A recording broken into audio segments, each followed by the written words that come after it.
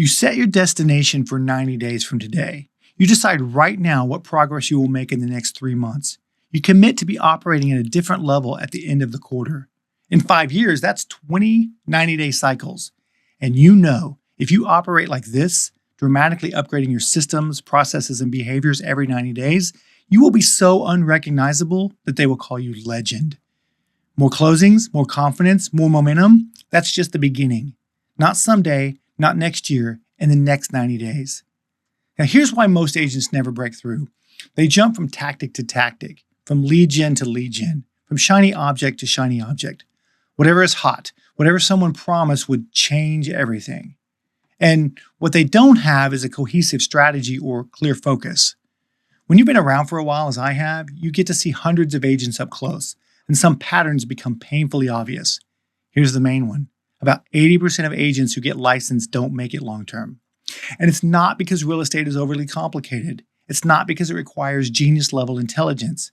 It's because most agents don't consistently do the right things on Monday and Tuesday and Wednesday and throughout the week. Things that actually lead to closings, income-producing activities. Consistency beats talent in this business, and clarity beats motivation.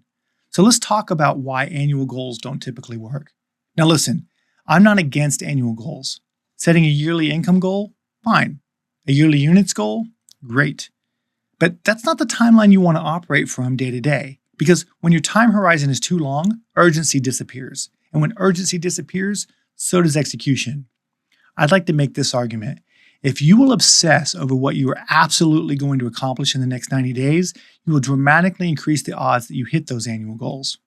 Why? Because goal setting, real goal setting, comes down to just two things: a clear target and a finite deadline. Miss either one and you don't just slow down. You scatter your energy. You drift. Let me show you what I mean. Imagine you walk into an archery range for the first time. They hand you a bow and arrows. Now imagine you pull the string and you fire without choosing a target. One arrow hits the wall, one hits the floor. One flies into the woods behind the range. And afterwards you say, well, I'm just focused on the process. No, you're not. You're not focused, period. Because the purpose of a process is to move you towards a destination. Without a target, there's no meaningful way to adjust, improve, or even measure success. But that's how many real estate agents operate. A little prospecting here, a little social media there, a new CRM this month, a new lead source next month, a little YouTube, a little cold calling, a little open houses, activity everywhere, accuracy nowhere. Busy but not aimed. Now, change one thing in that archery scenario. Instead of firing randomly, you choose a specific target 50 yards away. Immediately, everything changes. Now you can adjust your stance, your grip, your aim, your breathing, your follow-through. Why? Because now you know what success actually looks like. Even if you miss, you can correct the next shot because you know where you intended the arrow to go. A specific target creates clarity. Most agents don't lack motivation, they lack precision. Now, here's why deadlines matter. This is the second half of goal setting, because just having a target still leaves you with endless options. You could shoot casually, or you could take breaks between arrows. You could experiment with different techniques all day. That's too many choices. And too many choices creates hesitation, distraction, and shiny object syndrome. This is where deadlines change everything. Deadlines don't just create urgency, they force simplification. Scenario 1. Let's say you have 1 month to hit consistent bullseyes because you signed up for a tournament. Now your behavior changes. You're probably going to practice several times a week. Use the same bow consistently. Study technique. Eliminate distractions. Focus on fundamentals. Track improvement. The deadline narrows the field. You still have options, but fewer options.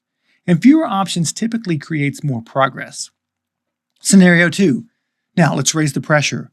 What if you must hit the bullseye tomorrow? You're on a game show where the prize for hitting a bullseye is $250,000.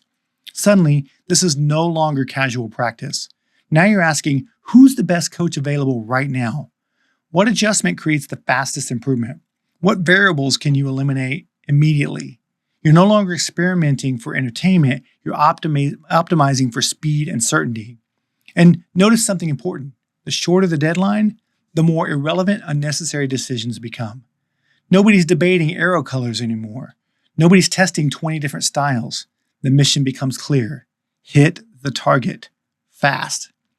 When you know exactly what you want, exactly by when, you automatically eliminate most distractions because every activity gets filtered through one question.